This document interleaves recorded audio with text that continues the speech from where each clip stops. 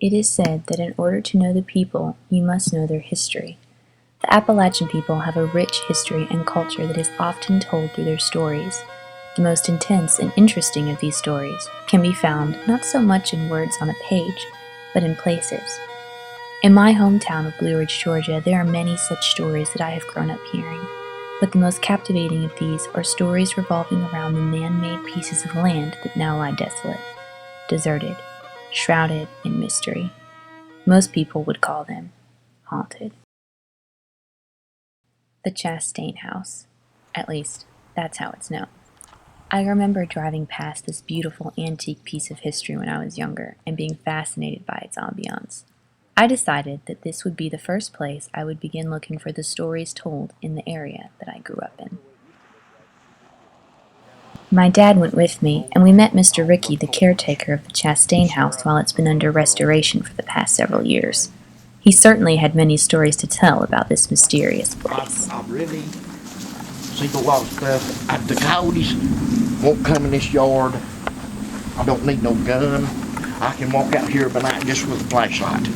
Anywhere. Well, you've done a great job on restoring this, though, getting it back.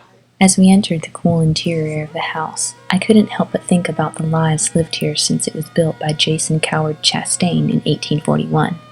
Mr. Chastain first built a small log cabin on the property before migrating permanently from North Carolina with his wife Mary. They did own slaves and apparently worked the land as a farm. They also had 4 daughters, Elizabeth, Sarah, Mary, and Martha. During the time of the Civil War, it is said that they hid soldiers in the house using a trap door. See right here. Up downstairs. See, they hid the soldiers out, and they went up through the top right there, and it had a latch where it'd fall down, and then when they go up in there, it was spring loaded where it'd fly back up and Come back up. and they'd latch it then. Yeah, And they'd run out the back. So they'd let the soldiers in and out if Yes, they sir. needed to hide them, to hide the soldiers. Yeah. Yeah. Yes, sir. This is some of the only solid history I could find out about the old house. The stories, however, are plenty. Have you ever had spirits to talk to you or anything? Have you ever in here? You hear that? I hear them knock. I can go in here and call them out of the night. You'll see it. And I use that LED flashlight, and they'll talk through that flashlight. Up here, the judge's oldest boy come in here and started bad-mouthing Mr. Chastain. And they throw rocks at him in the house. And when I go over and knock on the wall and I call the girls out, they're Sarah, Ruth, and Alice. And when they start coming out, you can talk to them and that light will get real bright, it'll dim, and then it'll flash one time. Look at this right here. They made them, see that big handprint right there? Yeah. Fingerprints, see right there? Yeah. See the little fingerprints where they made them stain the board? Yeah. Back then there wasn't no defects. And they could do anything to them little orphans they wanted to. They could. It is said that the house once acted as an orphanage where they abused the children who now haunt the house because of their early deaths. Visitors have said they have seen a little girl in the window, felt a child sit on their lap, and have found a child's handprints on their car windows as they were leaving. True or not, these stories have made the house into the local icon that it is. Yeah. Now look at this. We had to read, well, that door was still unlocked. But he would stand here and watch the fields. Mr. Chastain would. Yes, it's okay. We'll leave it open. It's beautiful up here. Boy, it is nice. As I stood on that porch, I could almost imagine myself being transported back over 100 years to this house's prime. I imagined, if I closed my eyes and opened them, I just might see those who had lived here before, and this piece of history as it once was. The train trestle. This one I had never heard of. When asking my local friend Tim if he knew of any places around that were said to be haunted, this was one of his first picks. So we are here at Train Trestle in Gilmer. It looks a little creepy. My friend Tim. We were just wondering, like, if this is the same. I guess it's the same train track that goes through Blue Ridge. But anyway, so there's a pretty cool story about this place. Creepy story. Tim, you should tell them what you know. I don't know a whole lot, but I do know that they said that a man was hung here, a black man, from the top of the train trestle, because the KKK was actually still around even in the early 90s in McKaysville and Blue Ridge and everything like that. So I'm not sure the exact time when that happened, but they say a black man was hung here. And they also say that a woman, she was accused of being a witch, and she was pregnant with a child. And I guess a fear of being killed by other people, she decided to kill herself. And they say she jumped off. And I'm really sure exactly how, I think maybe 50 foot drop, 60-foot drop. And she jumped off. And killed herself and the baby? Yep. Since typing in haunted stories of old train trestles in Ellijay, Georgia didn't bring me many results, I really have no way of checking this story. I only had a limited amount of time to do research, which did not allow for any digging into possible hangings or accused witches committing suicide in the area. However, though it may be like a game of telephone where one person passes on a phrase that gets misconstrued along the way, I feel that stories such as this usually are based on fact and do hold some truth. Yeah, I guess you could die jumping off that. I wouldn't want to try it. Here, I'm going to demonstrate, Tim. I wonder if we can we get up there? You get up there. We should go up there. I certainly wouldn't want to. Maybe! I don't even get close to the edge. Yeah. I'm no licensed professional and jumping off buildings. Just sure that fall will kill you. And I don't really know if they say that you can hear them or whatnot, but I mean that's just the story behind it. But I mean, one time, me and my friends, we actually came out here one night, and we had one of those magnetic flashlights because we heard that ghosts draw from magnetic fields and everything. So we were out here one night. We had one of those magnetic flashlights that you could shake, and it would always turn on, but it would you never need batteries for it or anything. And maybe 15-20 minutes after it got dark, the flashlight completely stopped working. Oh my gosh. And we would shake it, we'd turn it on, and it wouldn't work. We'd shake it again and turn it on. And we had no clue. So, not gonna lie, we all got kind of scared, and we kind of hopped in the car. We kind of drove off, but literally as soon as we maybe got, I don't know, 35, 50 feet from this place, the flashlight comes back on.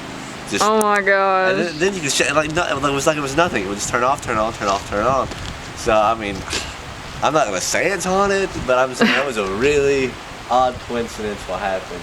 Especially with the stories that go along with it and everything. So, and if it's not haunted, it makes for a really cool story and a very interesting place to come and look at. It was pretty awesome.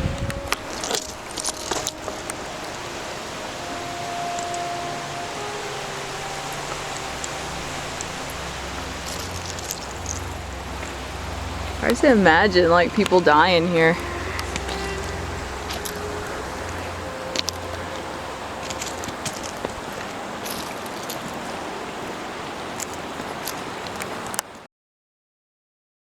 The White Path Hotel. A broken piece of an entryway is all that's left of this hotel. Though I do not know when it was built, I do know that the town of White Path flourished in the early 1840s because of the gold discovered there. However, when people moved on to the California gold strike, the town of White Path slowly began to become a ghost town. Around 1920, the hotel burned to the ground. Today, all that is left of this piece of history is the story, and a broken down entryway that one might never notice. I had no idea it was there. When Tim and I walked up on it, we were pretty excited. Though they are now situated between several houses and could easily be missed if driving by, we had found some real forgotten ruins. However, the story of this place does not begin here. Along the highway from Gilmer County to Fannin County, Georgia, there is a small stone marker that is flown by hundreds of times a day. It stands for the Indian Chief White Path, who fought for the United States during the War of 1812. However, when Andrew Jackson forced the Cherokee to leave their lands in the Trail of Tears, Chief Whitepath was among them.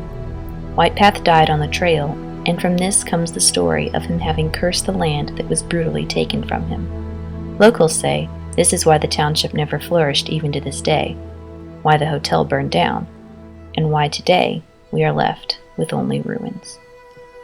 It's just this stuff right here. It is kind of sad though that It's really sad. there's like a house and another house right where this kind of piece of history used to be.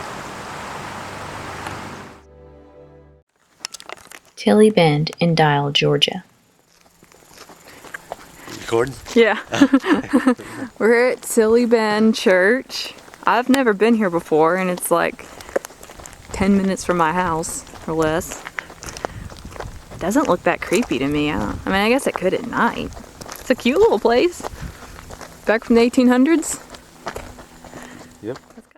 The story is that Polly Long was hung here on a tree in front of the church for being a witch because too many children were dying in the area, and she was to blame. There are indeed a large number of small grave markers in the cemetery. It is said that if you walk around the church 3 times at night, that she will appear, and that sometimes you can also hear her scream and a baby cry. I have heard that her grave's tombstone faces west instead of the traditionally facing east to prevent her from facing the way of Christ's return. Instead, I found Polly Long's grave facing the normal east. After I'd done some more research, I heard the same story with a different name for the witch, Elizabeth Bradley. Apparently hung on the tree in the actual graveyard, she was buried right underneath it where she fell. Right before she was hung, she is said to have told them that she would come back.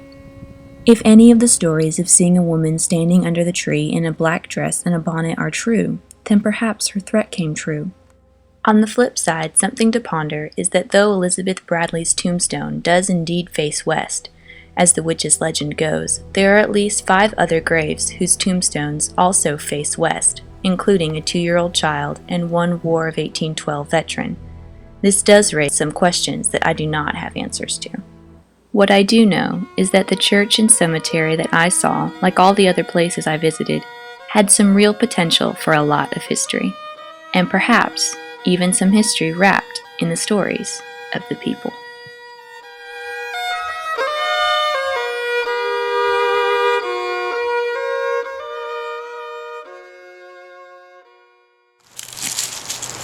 Oh, it's a skull. That's perfect to find at a creepy haunted train trestle. Deer skull. That's a deer. Poor little deer. Oh, there's a hole. That's awesome. Tim, we could die. Don't put that on us. What if a train comes right now? We would die. I don't think this track is in use, is it? I would try to jump on that tree. I don't know about you, what you're doing, but then Chief Whitepath was ran out and he cursed the land. Hence the burnt down hospital. There's a hotel. Oh, whatever, hotel. There's a hotel, Tim.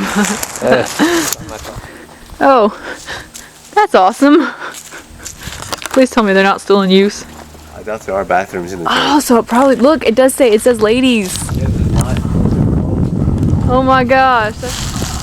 There's even air fresheners out here, so they probably still are in use. There's air freshener. Well, I guess that's one way of not messing with the heritage of the church. I can't read that. Gilbert Ellis. Oh, Gilbert Ellis. How do you read that? Gilbert Ellis.